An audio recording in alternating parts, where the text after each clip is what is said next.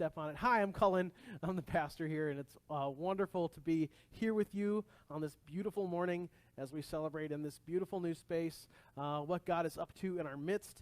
I am, like Julie said, I'm just kind of overwhelmed by all of the ways that people have shared of their time and their energy to make this a reality. It's no small thing.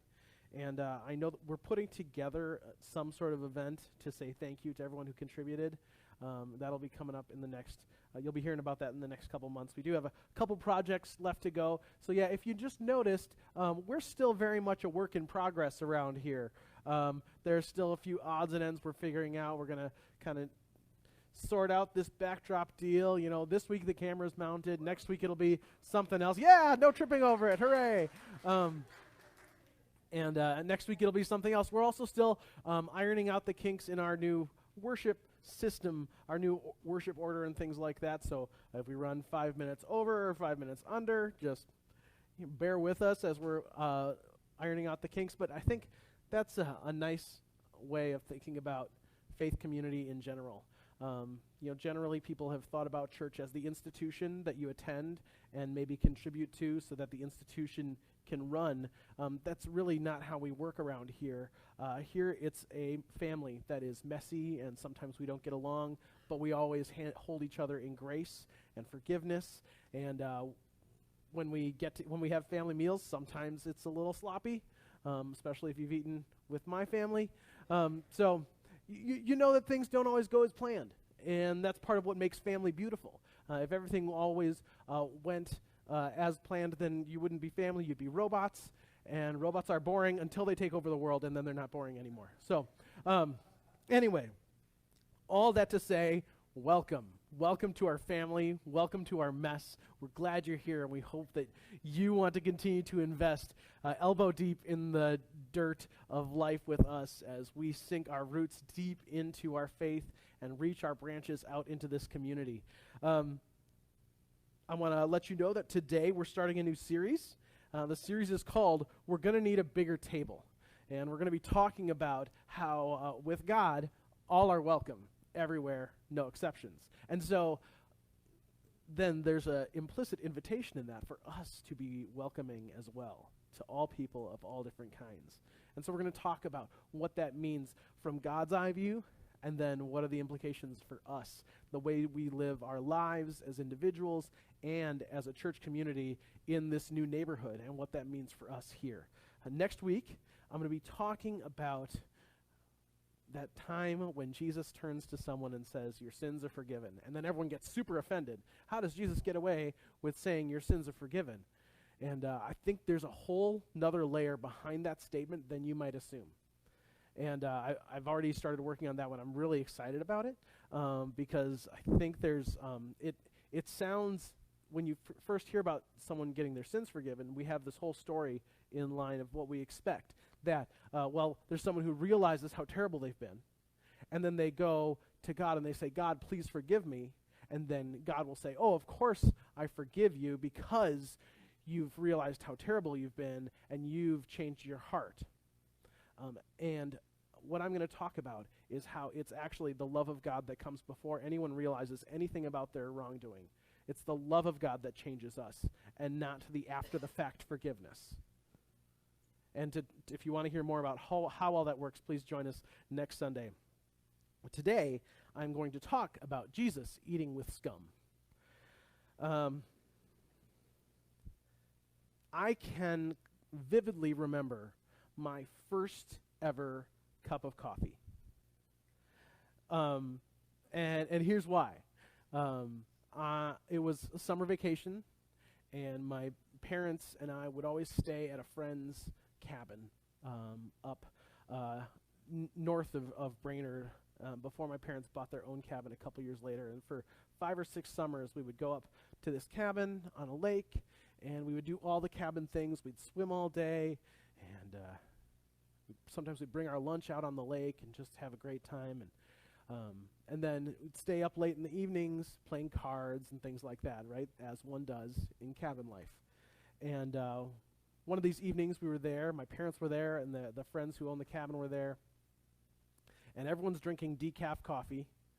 And and we probably had some sort of dessert, which then requires coffee to accompany it, right? And I was like, can I have some? And there was lots of consternation and hand-wringing because, I was 12, and 12-year-olds don't drink coffee. But finally, at long last, I was okay. So I had like 4 drops of coffee and then a bunch of cream and sugar on top of it. But it was that welcome into sharing that cup of coffee that really made me feel welcome. So I sat at the table with the grown-ups, played cards with the grown-ups, and I felt pretty dang grown up myself in that moment. It wasn't too long before the first caribou moved into town after that, and it was just over. Coffee was part of my life after that. It would have been so easy in that moment for my parents to dismiss me, for them to say, here's a juice box and a Game Boy, and to send me on my way to the back bedroom. But they chose to include me in that moment. And even in sharing their coffee with me, I felt like I belonged, like I wasn't an interloper invading their table. I felt like I belonged there, like it was my table too. Like the table was big enough for me. And the truth is, you can tell a lot about someone from the people that they share a table with. You need look no further than the high school cafeteria, right? The other night, my wife and I watched a little bit of the movie 10 Things I Hate About You. If you've seen that one. And then there's yes, I see the size of recognition. And as young Joseph Gordon-Levitt is being walked through his new high school, he's being shown each of the groups that he may or may not talk to. You're right. And here's the nerds, and here's the skaters, and here's the burnouts, and here's each of the groups as he goes through. Here's the jocks over here, and the ways that people silo off into their individual groups. No one told them that they should do that in high school.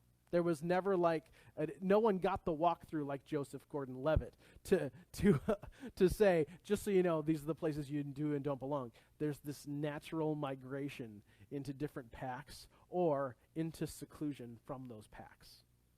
It happens every day, all over the place. And it's clearest in that high school cafeteria. But believe me, it happens everywhere. It's happening in your workplace. In some ways, it may be happening even in your family. It happens here at church, whether we like it or not.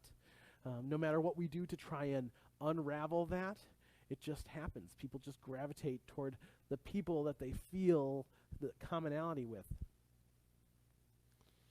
And as true as this is today, the reality of the cool table, it was dialed to an 11 back in Jesus' day.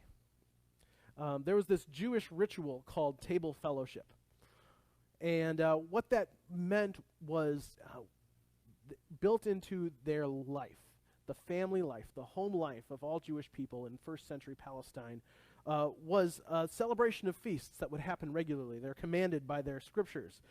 But then beyond those celebrations of feasts, like every meal was like a little mini celebration feast along the way. And so whoever you ate with was a way of showing who belonged at the feast. Not just the feast of our family or our community, but the feast of God. Who's in, who's out. And every faction of Jesus' society had a different idea about who really belongs. So there were the priests and the Levites who were invested in the temple system, and they wanted to preserve the hierarchy because they personally benefited from the hierarchy. So they only invited the upper crust to their tables. Their tables were small, right? Only for a select few of the most important people were invited to their tables. But because Jerusalem was run by the Romans, right? The Romans came in, conquered the Jewish people, and then said, hey, we're in charge, everybody.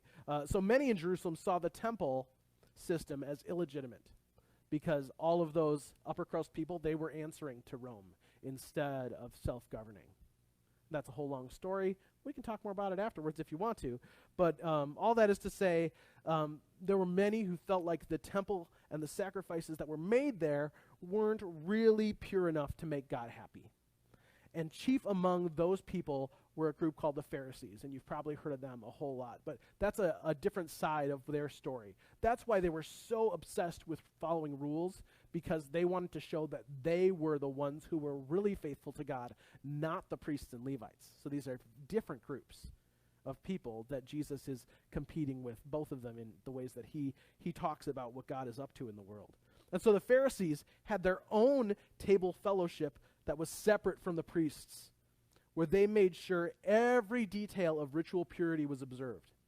I read this week that part of the Pharisees' zeal for ritual purity came from their desire to make their homes the new center for holiness in their religious system. Since the altar table at the temple wasn't good enough, they wanted to make the tables in their homes like the new altar for God. Like that was the new temple, the new center of what God was up to in the Jewish world. Their homes were often opulent. They wanted the most respected citizens and rabbis to eat at their homes with them and to observe every detail of the Jewish purity code to the letter. Their tables were exclusive places. Their tables were small, again. And so when they heard about this Jesus, this rabbi is highly respected both by the priests and Levites and by the Pharisees, because they could draw a crowd. They could rise up among popular opinion. So they heard about this Jesus who, in just a short time, could gather crowds of thousands, right?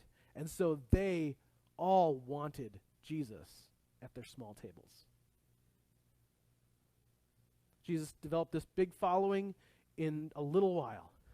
And so having him over for dinner would be a real get, right? But Jesus had a bigger table in mind. And that brings us to this morning's reading. It starts like this. Then Levi threw a big banquet for Jesus in his home. Levi, in case you didn't know, is a tax collector. And if the Pharisees were trying to be the purest of the pure in Jesus' world, the tax collectors were the dirtiest of the dirty. The Pharisees hated the Romans, right, that occupied Jerusalem. The tax collectors profited from the presence of Rome. The tax collectors were collecting taxes not just for Rome, but then also for the temple system that the Pharisees thought was illegitimate, and then to keep a little for themselves too. So tax collectors were well known for taking more than they were supposed to. People were getting triple taxed, and some of the poorest people in Jerusalem would be taxed up to 90% of their income because of all of the corruption and all of the power-hungry people in authority, because of the greed that would run rampant in their system.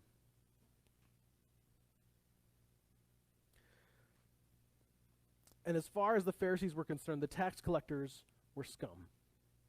And Levi, scum that he was, had the gall to throw a banquet for Jesus.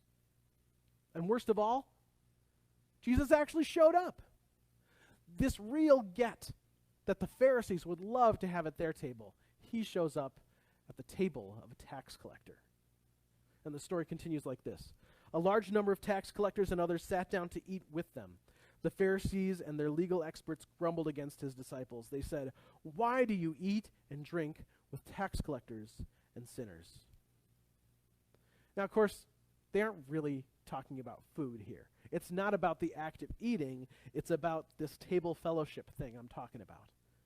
They're asking why Jesus would do this because by his presence at the table, Jesus is saying that God approves of them. Jesus eats at their table and calls them accepted. Jesus eats at their table and calls them beloved. He doesn't even need to say the words. His mere presence there expresses that. And I'm going to be honest with you for a minute. Sometimes I don't feel that lovable. Anybody with me on that?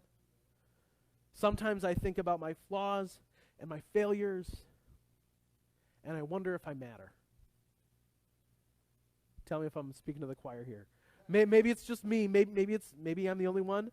No, Jerry. Okay, cool. And it's at those times when I don't accept myself, that I'm at my worst. My temper gets short. I become judgmental because I forget who I am.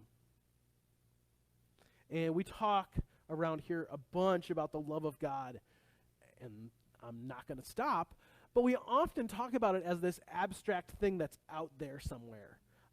We sing about it. We wonder about it, right? But the reality is that God's love is truly visible and tangible in the life and actions of Jesus of Nazareth.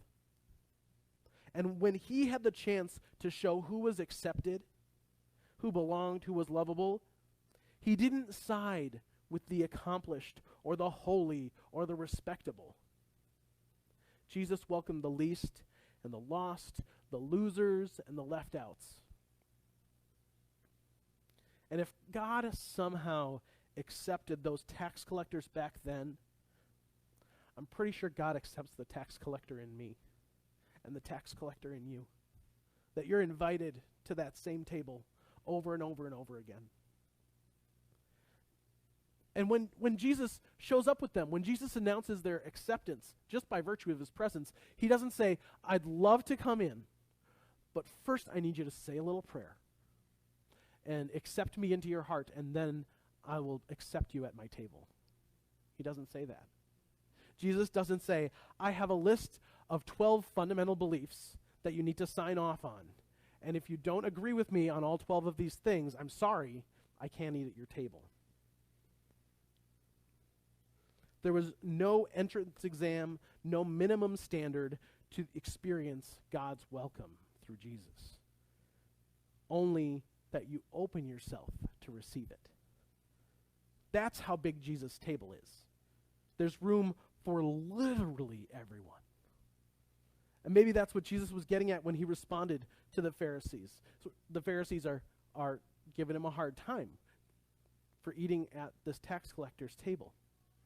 And here's what Jesus says in response. Jesus answered, healthy people don't need a doctor, but sick people do. I didn't come to call righteous people, but sinners to change their hearts and lives. Jesus describes himself as a doctor here, not to say that he's only here to care for the sickest, saddest among us. Jesus is the great doctor because we all need a doctor at one point or another. Amen? Jesus is the great doctor because we all need a doctor at one point or another. Jesus comes not for the righteous, but for sinners. And when he says that, he isn't saying, hey, you perfect people over there, you don't need me. That's not what Jesus is saying. He's saying that the category of sinners includes everybody. And the only thing keeping you from my table is your ability to open yourself up and accept the truth of your own flaws. One of my favorite stories about this church is from a couple years ago when we threw a big Night to Unite party for our neighbors up at Youth First when we were in Ramsey. And we invited the neighborhood adjacent to our location, and we played games together, and we invited a police department and fire department to come, and one of the most brilliant, unplanned things we've ever done happened that day. So we served a meal, but rather than setting up a serving line, as one does, where you put out the row of crock pots and people come by with their plates and you serve it onto their plates and they come back and they say, can I have some more? And then it's us just offering to them again and again and serving them in this very one-directional kind of way. We made sandwiches, and we set them in these big piles, and we just let her rip. And so we all got in line together. We filled our plates together, and we sat together, and we talked together. There was no line that separated the servers from the served. We were just a community. So much so that when the chief of police showed up, he walked in the door and he's scanning the room and he says, so which of these people are from your church and which are from the neighborhood? Yeah. Yeah, it's great. And now we're here in a new neighborhood with these new neighbors. And something has become clearer and clearer about the relationship between this church and its surrounding community, wherever that happens to be. That line is going to get blurrier and blurrier if we're doing it right. Yeah? The church of the past was filled with false stories about who belonged on the inside. It kept their tables very, very small. You have to be baptized to share our table.